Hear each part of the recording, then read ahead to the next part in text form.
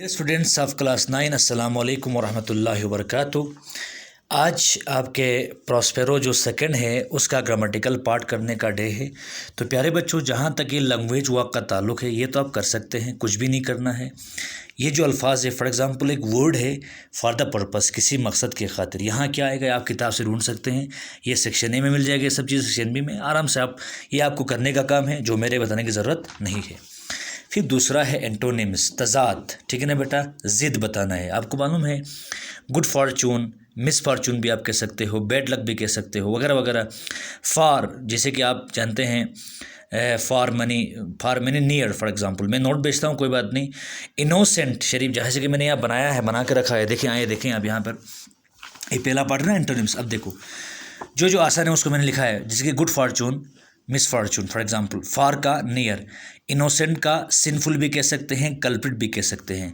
Coward हो गया बुज़दिल, Valiant भी कह सकते हो, बोल्ड भी कह सकते हो, डेलिकेट भी कह सकते हो। बहुत सारे एंटोनिम्स है, उसके अपोजिट में आप ये दो लिखें, या वैलिएंट लिखें या बोल्ड लिखें। पेरिश हो गया बेटा ख़त्म होना, ख़त्म होने का मतलब क्या है, बचना है ना, या सर्वाइव भी कह सकते हो या लाइव भी कह सकते हो। लॉयल हो गया बेटा वफ़ादार, वफ़ादार का बेवफा, डिसलॉयल या अनफेथफुल भी आप कह सकते हो बेटा, जो यहाँ है। और कुछ मैंने छोटा है, रिमेंबर माने याद रखना, उसमें क्या है, फॉरगेट, भूल जाना। लॉस, लॉस माने खो देना कोई चीज़। गेन भी कह सकते हैं, पाल लेना किसी को। एविल हो गया बुरा, एविल का क्या आएगा, बैड। इस तरह फार का नहीं आ रहेगा, आसान का मैंने लिखा नहीं है, बाकियों का लिखा है, ठीक है बेटा। इसके बाद आपका दूसरा पोर्शन आता है नाउन फॉर्म। ये सारे इनमें से कुछ एडजेक्टिव्स है, कुछ इसमें से वर्ब है, और इनका नाउन फॉर्म देना है।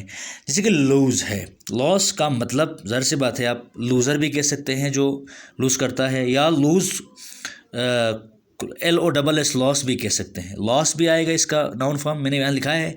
गिल्टी हो गया जो गलती करता है, गुनहगार, गुनहगार की जगह में गिल्ट आएगा ना, गुनाह, गिल्ट।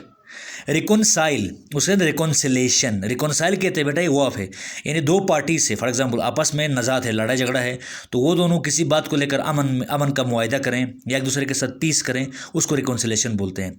ट्राई मनी कोशिश, उसका आएगा ट्राई का ट्राई ही आएगा। अमेज का आएगा अमेजमेंट, हैरान होना, अमेजमेंट। गिव का गिव ही आएगा, टेंशन नहीं है। इमेजिन हो गया इमेजिनेशन, ये तो मानी बताने की ज़रूरत नहीं है ना, ये आ जाएगा। प्रिटेंड, देखो बेटा प्रिटेंड का मतलब होता है, ये भी वाव है, यानी किसी को दिखाना कि मैं ये करता हूँ, ये नहीं करता हूँ, लेकिन दिल से नहीं करना, प्रिटेंड करना, बहाना करना कि मैं ऐसा करना है, लेकिन दरअसल वो करता नहीं है, इसका प्रिटेंस आएगा। रिपेंट हो गया बेटा तोबा करना, उसको आप रिपेंटेंस कह सकते हैं।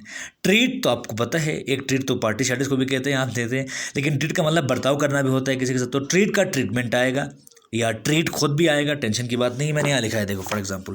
और नाउन फॉर्म लिखने के बाद इनका क्या लिखना है, सेंटेंस लिखने हैं। तो देखो मैंने कुछ लिखे हैं, बाकी ज़रूरत नहीं पड़ेंगे आपको।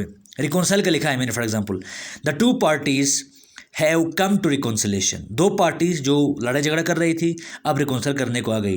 ट्राई का आपको आएगा ना, मैंने लिखा है ना, देखो नाउन फॉर्म लिखा है ना, guilt, reconciliation, try, give, amazement, imagination, pretense, repentance, treatment. Repentance, for example, repentance is the best way to close with our Lord. तौबा खुदा से करीब होने के लिए सबसे बेहतरीन रास्ता है, ठीक है बेटा। दैट्स वाला ट्रीटमेंट, नहीं सॉरी अमेजमेंट।